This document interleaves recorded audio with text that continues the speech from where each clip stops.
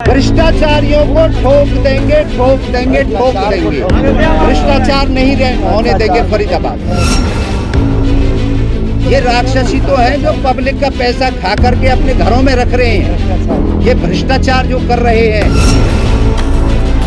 हम तो इनके पास भी वोट मांगने जाएंगे, संतों की मंडली जाएगी इनके घर भी, कि भैया वोट हमें दो इस बार। देखिए ऐसा होता है, कितनी भी लंबी आप यात्रा करें वो एक कदम से शुरू होती है। एक कदम हमारे योगी जी ने उत्तर प्रदेश में रखा। भारत के अंदर इतने मुख्यमंत्री हैं, केवल उत्तर प्रदेश का ही जिक्र क्यों है? उन्हीं पार्टियों के और स्टेटों में भी मुख्यमंत्री हैं, पार्टी तो वही है, लेकिन एक संत बैठे हैं वहाँ पे, और संत के लिए सारी जनता, सारी प्रजा अपनी औलाद की तरह होती है। और नेताओं को आपने देख रखा है, वो अपने लिए करते हैं, अपने बच्चों के लिए करते हैं, और संत सब प्रजा के लिए। क्योंकि जब बारिश नहीं होती ना, उस समय यज्ञ करके, वो संत ये नहीं कहता मेरे यहाँ पे मेरे सर पे बारिश हो जाए, संत ये कहता है कि पूरे देश के अंदर खुशहाली आ जाए। बाबा जी, मौजूदा सत्ताधारी सरकार की ऐसी कौन सी विफलता थी जिससे एक संत को व्याकुल होकर चुनाव में उतरना पड़ा? देखिए बेटे, मैंने एक यात्रा करी थी, तिरंगा यात्रा, भूखे पेट 14 दिन में रोड के ऊपर रहा। उस यात्रा के दौरान मुझे पता चला कि लोगों में बड़ा ही गुस्सा है। हमारे सांसद साहब जो राजा बने हुए हैं फरीदाबाद के, उनके खिलाफ में बड़ा गुस्सा था कि हमारे यहाँ पे कोई काम नहीं हुआ और इस तरीके की अव्यवस्थाएं हो रही हैं। तो उनको देखते हुए जब जनता ने आवाज़ लगाई कि अब तो संतों की शरण में जाने से कोई फायदा हो सकता है, क्योंकि नेता तो बदल जाएंगे, नेता तो ऐसा नहीं है, एक नेता को आप बदल देंगे तो दूसरा भी तो ऐसा ही आएगा। तो एक बार जब संत आएगा तो फिर पता लग जाएगा कि क्या बदलाव हुआ।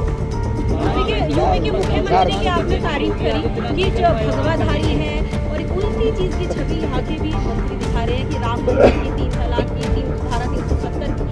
तो आपकी रणनीति डिफरेंट क्या रहेगी? उसका चोला तो उन्होंने पहरा ही रखा हुआ है, तमाम भगवाधारियों के साथ आज उतरे हैं मैदान में। क्या देखिए, राम सबके हैं, किसी एक पार्टी के नहीं है। राम में तो ये हमारी पूरी भूमि है, तो वो अपना मुद्दा बना के कोई घूम रहा है, कोई किसी नाम पे वोट ले रहा है, वो नेता लोग हैं। हमें नहीं पता, हमें ये समझ नहीं है।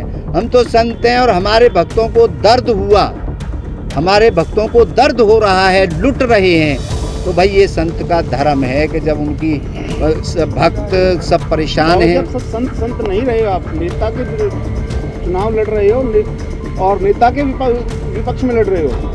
बेटा ऐसा है, हमारा इतिहास, उस सरकार के जिस तरफ कसीदे पढ़ रहे हो, जिस सरकार की आप, हमारा इतिहास उठा करके देखिए।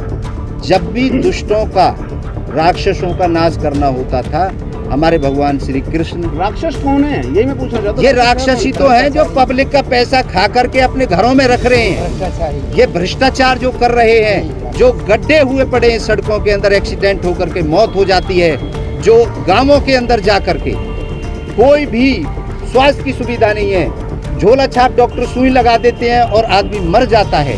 तो हर गांव के अंदर शिक्षा, स्वास्थ्य, रोजगार का जो स्तर गिरा हुआ है, और बगैर राजनीति के, क्योंकि आज के परिवेश में और सदा के परिवेश में राजनीति के बगैर पावर नहीं रही। बात करें, अगर आप सांसद बनते हैं, सीट निकलती है, तो आप ऐसा क्या नया करेंगे फरीदाबाद के लिए, वो बताइए। पहले मैंने एक मैनिफेस्टो दे दिया है, वो आप सबको मिल जाएगा। सबसे पहले प्रायोरिटी पे वो 21 पॉइंट हम करेंगे, उनको आप पढ़ लेना। देखिए, एक तरफ जो है आप अपनी जो तुलना है वो योगी आदित्यनाथ से कर रहे हैं कि संत की फरीदाबाद को जरूरत है, और वो बीजेपी सरकार के साथ चल रहे हैं। तो ऐसे में आप में और जो बीजेपी का यहाँ प्रत्याशी है, तो दोनों में अंतर क्या रह गया है? अंतर दोनों तो बीजेपी की विचारधाराओं के साथ चल रहे हैं। विचारधारा छोड़िए, अंतर तो सारी जनता को पता है। अंतर तो सारी जनता को पता है। अगर उसने अच्छे काम किए हैं तो उस कैंडिडेट को वोट दो। यहाँ पे वोट कैंडिडेट को दी जाएगी। कैंडिडेट अगर पार्टी किसी कारण से किसी गलत आदमी को टिकट दे देती है, तो आप लोग सपोर्ट करते आए हैं पिछले 10 साल से, अब इस बार भी करिए, हमें क्या दिक्कत है? हम तो आए हैं आपके सामने ऑप्शन बन के कि भैया बचना है, अपने बच्चों को बचाना है, तो आ जाओ।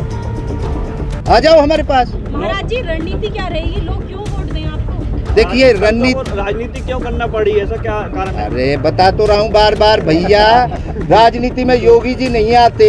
योगी जी इतने दिन से थे तो वहाँ लूट खसोट डकैती सब हो रहा था। उनको तो बुलडोजर बाबा कहा जाता है। और हमें तो कुटाई वाला बाबा कह देना, कुछ भी कह देना, जो हम करके दिखाएं उसका नाम रख देना। रणनीति क्या रहेगी? ठोक देंगे, सबको ठोक देंगे, भ्रष्टाचारियों को एक को भी नहीं बख्शेंगे। नॉमिनेशन की तैयारी कर रहे हैं, लड़ाई किससे मानते हैं? कृष्णपाल गुर्जर से? हमारी लड़ाई संतों की किसी से लड़ाई होती है? हम तो इनके पास भी वोट मांगने जाएंगे, संतों की मंडली जाएगी इनके घर भी कि भैया वोट हमें दो इस बार, है?